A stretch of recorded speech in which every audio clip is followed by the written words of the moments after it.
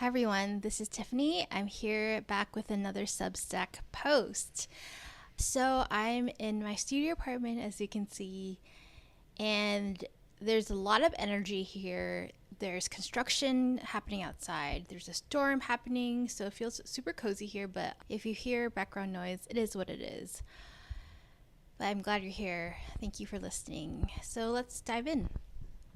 Yesterday, I wrote this post, and it is titled, "I started living with more integrity the moment I left Christianity. How guilt and obligation robbed me." It's maddening and laughable because I was taught my whole life that if I focused my life on God, or at least who I was told God was, then I would live a righteous life. In Bible school, and yes, I went to a private Christian college. I might write more about that in the future. So in Bible school, I vividly remember these two images in one of my Bible classes. The first image, and I included the images that I drew in the Substack. The first image are these numerous dots surrounding God, which is in the middle, and they are chaotically going in random directions with no balance. And then the second image portrays those same dots neatly surrounding God, pointing in towards God in perfect balance. And I remember looking at it and it clicked in my head like, wow, how can it be any clearer? Makes total sense. And it confirms everything I know and feel. If I just focus on God, then everything else will snap into place. I breathed and lived for God. I mean, I cheated a lot in college, but who cares? Because God understood. I've written this before, but I really miss that kind of unprincipled peace. The kind that lets you walk with a bounce because you got it all figured out, the purpose of life, how it all started, what happens after death, what you can and cannot do, and what I need to personally do to please God. That kind of clarity on top of existential superiority is so fun.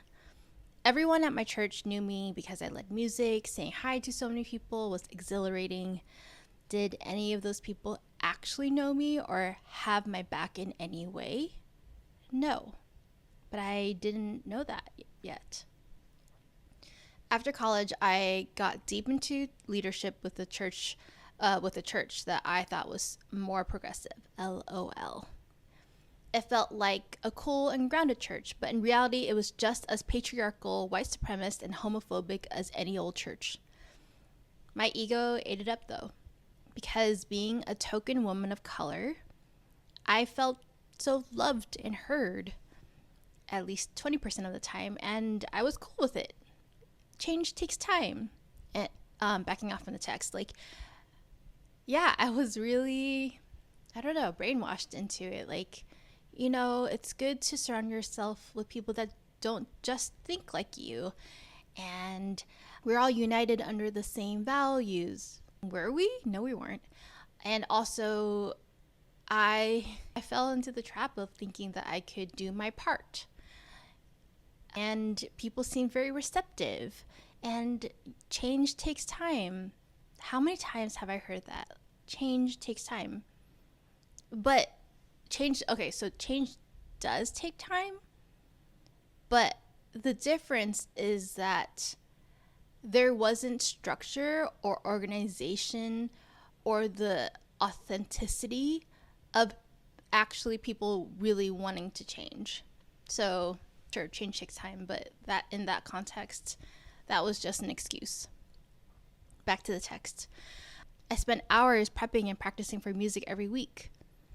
Below is a photo of me in 2022, deep in my church era.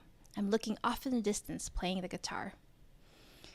Hours in meetings and initiatives, hours in meetings about the vision of the church, hours in meetings and meetings and meetings and meetings. So much talking with nothing to show for. Nothing ever happened except for an Easter egg hunt for the kids. Those decades are formative to who I am today, but I grieve. I lost all those hours and weeks and years laboring for free. I believed it was my choice, but was it?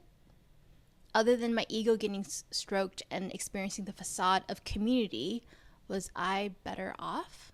Hell no. The thought of all those hours of listening to men talk nauseate me. All those hours of listening to diverse viewpoints and spirit-led blasphemy was sickening. And not to forget, I gave cash money to the church because I was taught to tithe. So if you don't know what tithing means, it's when you give at least 10% of your income to the church. And for what? A tiny fraction of the budget helped people in financial need. We were able to go on trips and retreats on that church budget. The church supported missionaries. Gagging. The success of mobilizing a few hundred people went to nothing.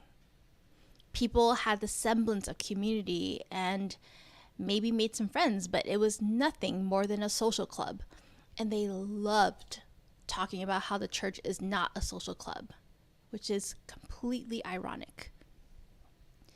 There are real life people who need cash money to pay for rent and food, but the church didn't actually care. They didn't actually care about addressing white supremacy and colonization. They knew how to use key words to seem relevant, but push comes to shove, no one was willing to sacrifice their comfort for real work or change. Obviously, that's a huge generalization, but that's what I saw with my very own two eyes. Even in writing this, I can feel my blood boil. It's so wrong to use the umbrella of Jesus' teachings to neglect people who are outside the doors, who need homes, food, and shelter from ICE and the police and from the empire. And it doesn't count to volunteer at a homeless shelter 2 times a year. I'm still actively grieving not using my energy and resources in a materially helpful way all those years, let alone how the religious trauma affected me and is affecting me. When I finally left the church for good, I was so angry. And as you can still see, I am still angry.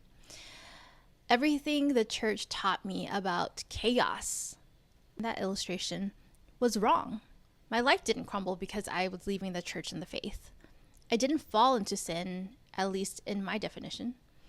I was taught that people who didn't have Jesus in their heart were lying to themselves and believing that they had peace or were happy. I was taught it was all a facade. When I left, I saw that the people outside the church were just as miserable as the people in the church. But actually, Christians are some of the most tortured, discontent, and immoral people I've ever witnessed. When I finally left the church for good, I had agency to actually walk in alignment.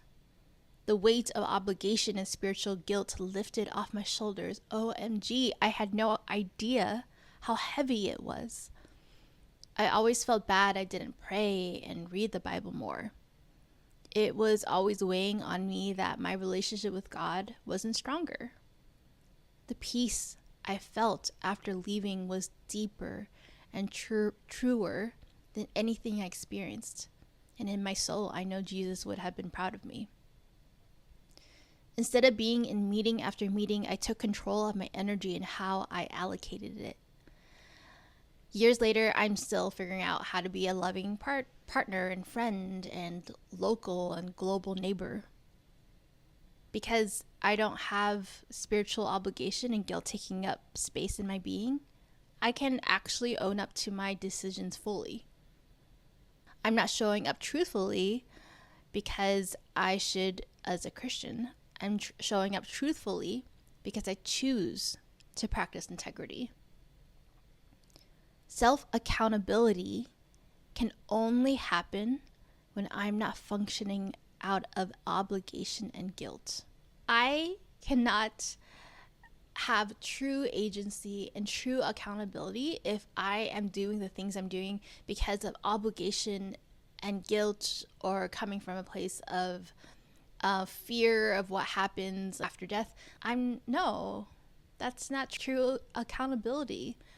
And I mean, I can only talk for myself with my religious upbringing, but I felt closer to God after leaving the church, because I felt like God or spirit or universe, I was closer to that, to the center of being human and being loving.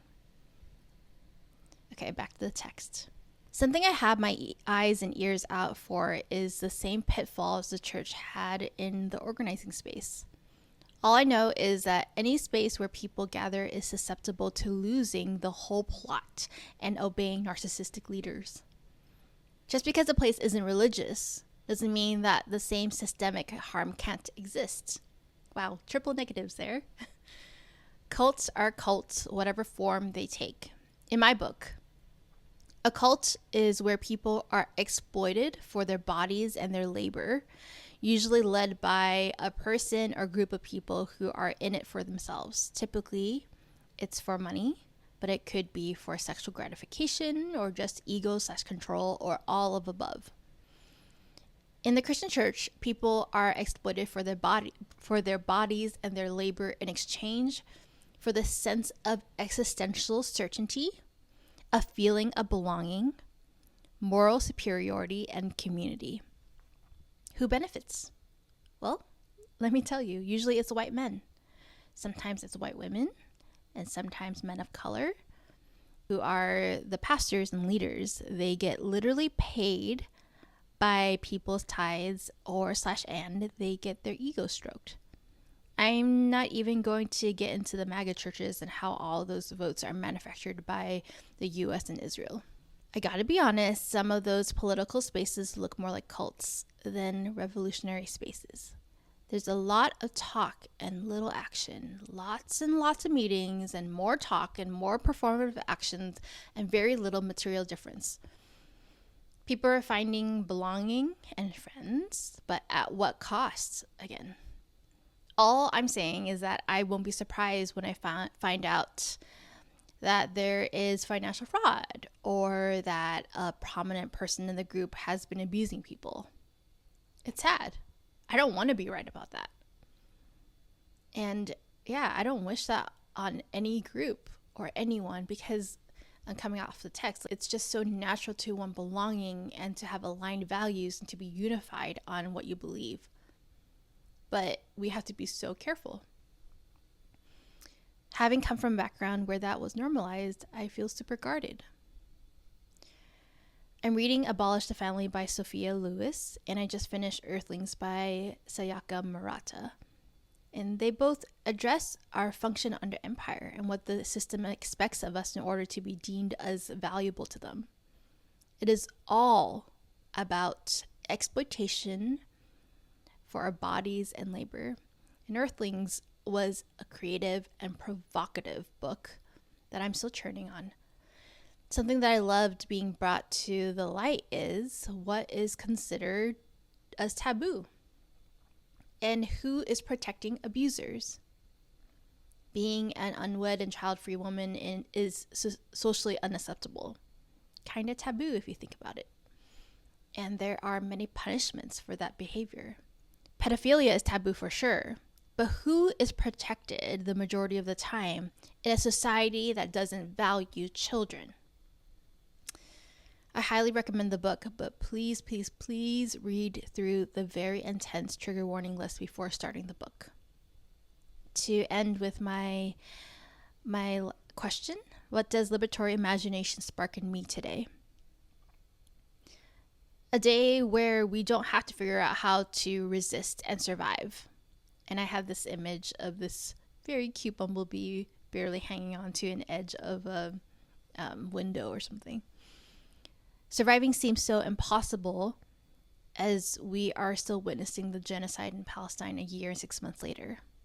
as we are witnessing devastating earthquakes and tsunamis, the abduction of people off the streets, trans siblings having all their rights stripped away. Surviving itself feels so impossible. Liberatory imagination sparks in me a future where we don't need to choose between bowing down to the empire or death. But honestly, either way, it is death. Spirit death and physical death. Liberatory imagination sparks in me a future where we have the context and environment to actually thrive. There's no thriving here, baby. We can have glimpses and glimmers, but until the empire has been burnt to the fucking ground, there is no thriving. Alright, that is it from me today. Thank you for tuning in, and more from me next time. Bye.